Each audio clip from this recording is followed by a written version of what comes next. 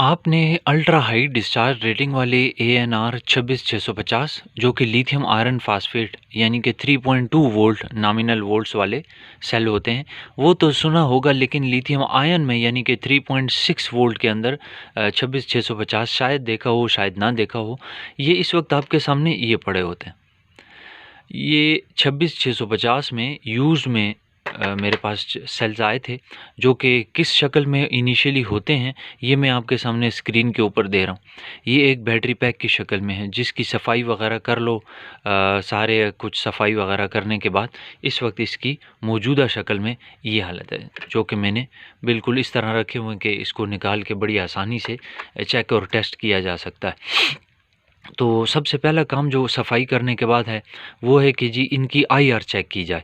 तो सबसे पहले इनकी IR चंद एक सेलों की रैंडमली ज़रा चेक करता हूँ।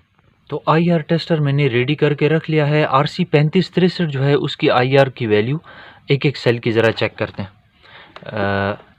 मैं साथ साथ बोलता भी जाऊंगा ताकि अगर इन केस के दरमियान में स्क्रीन से क्लियर नहीं है तो आपको समझ ज़रूर आए। तो सबसे पहले सेल की IR है ये 18, दूसरे की 17.8 यानी 18, तीसरे सेल की 18, चौथे सेल की 18, पाँचवें सेल की 17.9, छठा सेल 18, सातवां सेल ये 18.7। तो आपने नोट किया कि इनकी जो एवरेज इंटरनल रेजिस्टेंस है वो 18 19 17 18 19 17 18 19 के आसपास आ रही है। तो हम आम तौर पे अगर यूं कह लें कि 20 से कम IR है, 17 18 IR है, तो ये गलत नहीं होगा।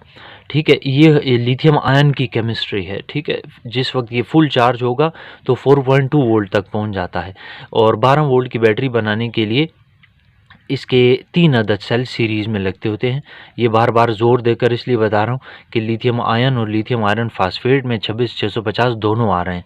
ठीक है, अब ये तो हो गई इनकी इंटरनल रेजिस्टेंस। एक चीज़ और इसकी देखनी पड़ेगी, वो है डाटा शीट। डाटा शीट के मुताबिक ये रेटेड कैपेसिटी, यानी जब कंपनी ने नया बनाया था तो उस वक्त इसकी कितनी कैपेसिटी थी, एक ये जानना ज़रूरी है, और इसकी C रेटिंग कितनी है, एक ये जानना ज़रूरी है। ठीक है, और फिर एंड में इसकी कैपेसिटी और प्राइस की बात भी आ जाएगी। अब आ जाते हैं सबसे ज़रूरी मरहला डिस्कस करने का कि इस सेल को कैसे पहचानेंगे। तो मैं आपको 2-3 तरीके बता देता हूँ। जब भी कभी आप किसी से भी सेल ख़रीदने लगा करें तो आप इनमें से किसी भी एक तरीक़े को आजमाएं।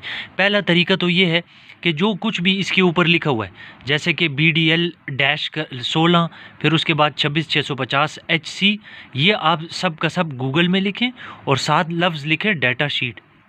ये जब आप लिख लेंगे तो इस सेल की डाटा शीट आपके सामने आ जाएगी। उस डाटा शीट के ज़रिए आप अंदाज़ा लगा लेंगे कि जब कंपनी ने नया बनाया था तो उस वक्त इसकी कैपेसिटी कितनी थी और अब कितनी निकल रही है। ठीक है, सपोज़ कर लें कि पहले जब कंपनी ने बनाया था तो उस वक्त इसकी कैपेसिटी निकली थी जी, कंपनी ने इसकी कैपेसिटी रखी थी 4500 mAh यानी 4.5 एम्पियर, और अब भी उसके आसपास ही निकल रहा है। इसका मतलब है कि इसकी बैटरी हेल्थ अभी बहुत ज़्यादा है, अच्छी बैटरी हेल्थ के साथ है। ठीक है, और वहीं से आपको इसके उसके भी पता चल जाता है, C रेटिंग का भी पता चल जाता है। एक तरीका तो ये है कि आप जो सामने लिखा हुआ है उसी को गूगल में लिख के और डाटा शीट लफ्ज़ लिखें और एंटर का बटन दबाएं, आपके सामने डाटा शीट खुल जाएगी। यही कलर होना चाहिए। ठीक है, क्योंकि इसमें 2-3 कलर आते हैं। एक सबसे आसान तरीका जो आजकल में देखा है कि बड़ा इफ़ेक्टिव है, और वो मैंने इसी सेल के लिए करके भी देखा है, वो ये कि आप चैट GPT खोलें, गूगल खोलें, गूगल या चैट GPT दोनों में इसकी तस्वीर खींच के अपलोड करें और साथ लिखें कि फाइंड इट्स डाटा शीट। तो वो लफ्ज़ जो ही आप लिख के एंटर कर देंगे तो इसकी तमाम डाटा शीट चैट GPT खुद ढूंढ के आपको बता देगा। और मैंने जो किया तो उसके मुताबिक 4500 mAh इसकी कैपेसिटी लिखी हुई थी कि जब नया कंपनी ने बनाया तो उस वक्त इसकी कैपेसिटी थी 4500 mAh। अब मैं आपको टेस्टेड रिज़ल्ट भी बता देता हूँ उसके, इसकी कैपेसिटी कितनी निकली। लिटो कॉलम में मैंने चंद एक सेल्स टेस्टिंग पर लगाने हैं, टेस्ट करना है। IR भी आप देख चुके हैं। तो कैपेसिटी को टेस्ट करने के लिए सबसे पहले चंद एक सेल मैंने लेके लिटोकाला में डाल लिए। अगर ये लिथियम आयरन फास्फेट होते तो मैं लिटोकाला में ना डाल सकता, क्योंकि लिटोकाला लिथियम आयरन फास्फेट को टेस्ट नहीं कर सकता। टेस्टिंग के लिए मैंने इनको लगा दिया। जब इनकी ये टेस्टिंग कंप्लीट हो जाएगी तो आपके सामने कुछ ऐसा सूरत हाल नज़र आएगी। नोट करिए, एंड लिखा हुआ आपको नज़र आ रहा है। तो ये इनकी टेस्टिंग जो है, ऑलरेडी चूँकि मैंने बहुत पहले से सेल्स को लगाया हुआ था, तो ये देख लें इनकी टेस्टिंग कंप्लीट हो चुकी है। ये हो गया चौथा, और ये तकरीबन सारे के सारे कंप्लीट हो चुके हैं। अब मैं इनको नार टेस्ट पे लगाता हूँ, ठीक है। बहुत सारे लोग कहते हैं कि लिडोकाला इस्तेमाल करने का तरीका बताओ, तो कोई इतना मुश्किल तरीका नहीं है। बस आप जो ही टच करते हैं चार्जिंग शुरू हो जाती है, और डिस्चार्जिंग के लिए आपको इसको कुछ देर के लिए दबा के रखना पड़ता है। तो अब मैं आपके सामने इनको डिस्चार्जिंग पे लगाता हूँ। इससे पहले कि मैं इसको स्टार्ट करूं, ज़रा नोट करें, एक मैंने छोटी सी बैटरी 10 एम्पेयर की तकरीबन करीब बना कर रखी हुई है, जो कि मैंने इस सप्लाई के साथ अटैच कर दी है, ताकि अगर बिजली चली भी जाए तब भी ये डिस्चार्जिंग का काम न रुके। याद रखिएगा कि चार्जिंग के वक्त ये करंट सप्लाई से लेता है, डिस्चार्जिंग के वक्त अपनी ही करंट को इस्तेमाल कर रहा होता है। इसको बस सिर्फ ऑन रखने के लिए कुछ भी चाहिए होता है। जिस वक्त इसकी डिस्चार्जिंग कंप्लीट हो जाती है, उसके बाद फिर दोबारा जब ये चार्ज होने लगता है ना, तो फिर इसको करंट चाहिए होता है।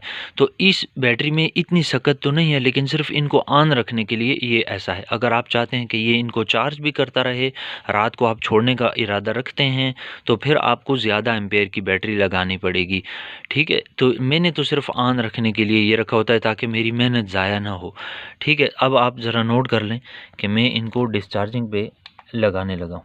सबसे पहली इसको मैंने यूँ मोड के बटन को दबा के रखा, तो नोट करें ब्लिंकिंग शुरू हो गई। 2 बार मैंने इसे टच किया तो टेस्टिंग शुरू हो चुकी है। ये नार टेस्ट है, और 1000 mAh के डिस्चार्ज रेट के ऊपर टेस्टिंग शुरू हो जाएगी। यही काम मैं अब दूसरे के साथ करने लगा हूँ। कुछ देर के लिए ये मोड का बटन है, इसको दबा के रखा, ब्लिंकिंग शुरू हो गई। एक बार लगाया फास्ट टेस्ट, दूसरी दफ़ा लगाया तो दबाने पर नार टेस्ट शुरू हो गया। ये नॉर्मल टेस्टिंग यही होती है, और ये सबसे आसान तरीका है टेस्टिंग पे लगाने का। इसी तरह मैं बाकियों को भी लगाता हूँ। एक चीज़ और भी नोट करिएगा कि बहुत सारे लोगों से लिडोकाला बहुत जल्द ख़राब हो जाता है। तो मैं नॉर्मली क्या करता हूँ कि ऊपर तो छत का पंखा लगता है, साथ में इसको यूँ रख देता होता हूँ, तो इसकी जो हीट है वो डिसिपेट होती रहती है हवा के साथ। आप कभी भी इसको यूँ लिटा कर मत रखा करें। चार्जिंग के वक्त भी गर्म होता है, डिस्चार्जिंग के वक्त भी गर्म होता है। तो पीछे बैकअप में सप्लाई लगा देना, ये बैटरी लगा देना, ताकि बिजली जाए तो मेहनत ज़ाया ना हो, और इसको खड़ा करके रखना, और कोई ना कोई फ़ैन शैन लगा के रखना। तो ये चंद एक ज़रूरी बातें हैं जो कि मैंने बताना ज़रूरी समझी। बाकी टेस्टिंग चल रही है अभी। जिस वक्त इसकी टेस्टिंग कंप्लीट हो जाएगी तो फिर आपको दोबारा से दिखाता हूँ। ये जो साइड पे तस्वीर देख रहे हैं, यही इसी पावर बैंक की है। शुरू में इनके ऊपर से नोट करें तो इस तरह की 2 एक्राइलिक शीट्स उतरती हैं। ये जो आप देख रहे हैं, ये उतरता है, ये मेटल का है, काफ़ी भारी। फिर उसके बाद ये जो आप देख रहे हैं पैरेलल और सीरीज़ में कनेक्शन होने के लिए, ये कॉपर की हैं, और वो भी काफ़ी मोटी, 0.5 mm मोटी, काफ़ी वज़नी है। तो ये बहुत बड़ी मिकदार में कॉपर भी निकला। और फिर उसके बाद ये वायरिंग जितने भी कनेक्शन हैं, और थोड़ी बहुत इसके अंदर नट बोल्ट भी लगे होते हैं, तकरीबन 2 दर्जन के करीब इसके अंदर नट बोल्ट लगे हैं, जिनको आप खोलेंगे तो इस डिसअसेंबल करने के बाद जो स्टार्ट में आपने शक्ल देखी वो आपके सामने आती है। साथ साथ सेलों की टेस्टिंग तो जारी है, लेकिन सफाई भी हो रही है। नोट करें, ये सारी कॉपर जो है इसको निकाला जा रहा है। ये कॉपर, और इसके साथ ये जो है, ये इसकी पट्टियाँ जो आपने अभी देखी। अब ज़रा सेल्स को देखते हैं। इनको टेस्टिंग पे लगाए हुए कितना टाइम गुजर गया ये देख लें। एक को 7 घंटे और 23 मिनट हो गए, 7 घंटे और 23 मिनट। इसको देख लें, 7 घंटे 21 मिनट। 3700 mAh इसमें से निकल चुके हैं, 3732 mAh, और 7 घंटे 22 मिनट। ज़ाहिर है इन सब को एक ही जितना टाइम मिला हुआ है। तो ये भी 3706 mAh और 7 घंटे 19 मिनट, 7 घंटे 22 मिनट। 7 घंटे 22 मिनट। तो अभी भी इनकी टेस्टिंग जारी है। मुझे लगता है कि सुबह लगाया था टेस्टिंग पे तो शाम तो होगी। 7 घंटे गुजरे हुए हैं, अभी मुझे लगता है 9 से 10 घंटे टोटल गुजरेंगे तो तभी इसकी टेस्टिंग कंप्लीट होगी। सेल्स की कैपेसिटी जो है वो ऑलमोस्ट कंप्लीट हो चुकी है, तो वन बाय वन एक एक की कैपेसिटी देख लेते हैं। ये है जी 4763, ठीक है, इसको 9 घंटे और 24 मिनट लगे। दूसरे सेल की कैपेसिटी 4784, 4784। उससे अगला सेल 4747, उससे अगला सेल 4797, उससे अगला सेल 4611, उससे अगला सेल 4670, उसके बाद 4788, जबकि आखिरी सेल है 4722। तो इन सब की कैपेसिटी देखकर अंदाज़ा ये होता है कि अगर हम ये कहें कि 4.5 एम्पेयर से ऊपर कैपेसिटी का है तो गलत ना होगा। एंड में बात कर लेते हैं इसकी प्राइस की। तो प्राइस आपको इस वक्त स्क्रीन पे लिखी हुई नज़र आ रही होगी। ये रैंडम टेस्टेड प्राइस है। एक एक सेल टेस्टेड जो है ना उसकी प्राइस वो सूट नहीं करती और ना इतना ज़्यादा टाइम कोई टेस्टिंग पे लगा सकता है। लिहाजा रैंडम टेस्टिंग का मतलब होता है कि आपने जो एवरेज टेस्टिंग कर ली, ये 14/14 गालिबन 194 या 196 बनता है।